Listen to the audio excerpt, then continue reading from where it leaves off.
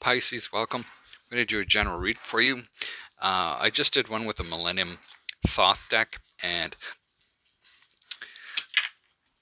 it was my first time using that deck. I was doing more of an intuitive read with that.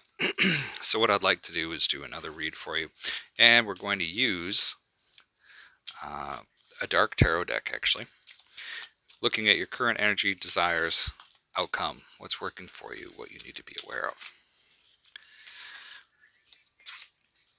Four of Pentacles. Somebody's worried about losing something. What that is, we will find out. Your hope is the Knight of Wands. So Knight of Wands is a change in location, typically, to me. So moving in, moving out, moving on.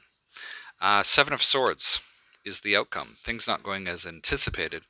The Four of Cups is what's working for you. And the Four of Cups is that there's discontent going on. Like, you're not really super duper happy. And the Ace of Wands is what you need to be aware of. So a brand new start for some of you. So let's go through this. We'll start to clarify and see what is going on. So the Four of Pentacles clarified by the Nine of Cups, the Judgment card, and the Page of Wands.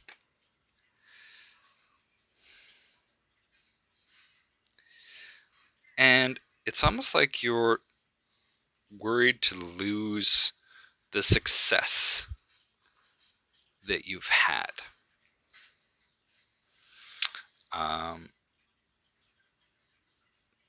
Which makes sense. But at the same time, underneath the Four of Pentacles, Nine of Cups, Judgment card, Knave of Wands, this is, to me, it's like things seem successful, and I'm scared to make a choice in case it's the wrong one and I lose it all.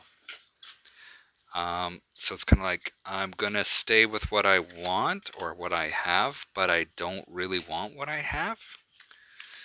That makes sense. The Knight of Wands. So let's clarify the Knight of Wands in your desire. High Priestess. Sun. Ten of Cups.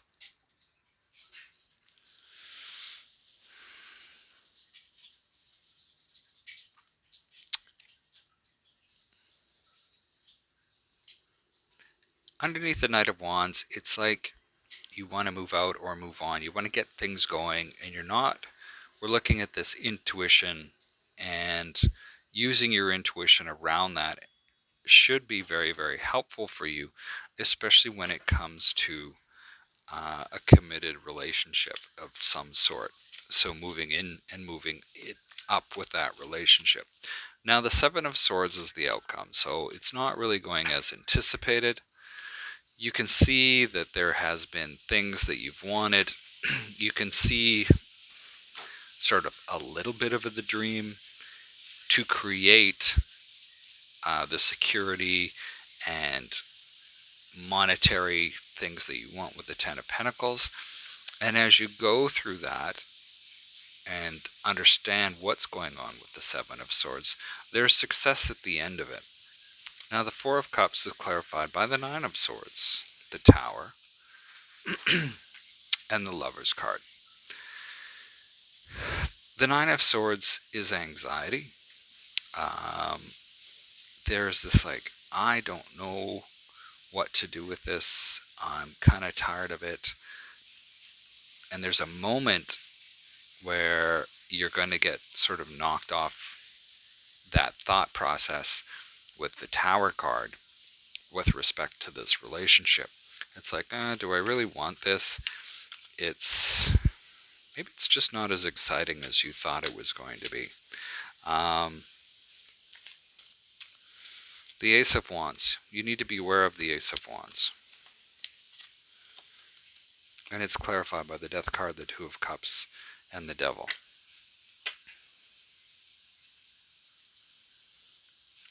And this Ace of Wands is a completely new start, a new way of life.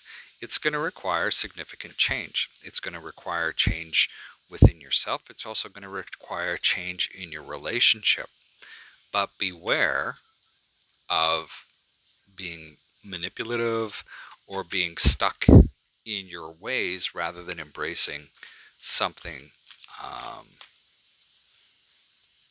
with change, because you're wanting a new life. Well, if you don't embrace that change, you're still going to have your old life. It's going to be status quo. Queen of Pentacles, Queen of Cups, and the Three of Cups. This is like, you know that you have worth. You know that you've got it within you to be caring and loving. And this can bring in the Three of Cups of progressing in a relationship. So we have the Two of Cups, Three of Cups, and the Four of Cups here. We also have the Nine. So it's like, for some of you, this could also be a third party situation. Queen of Pentacles, Queen of Cups, with Three of Cups, but it doesn't really sort of resonate that way. It's almost, this is going to sound really weird, this is almost like a split personality to me.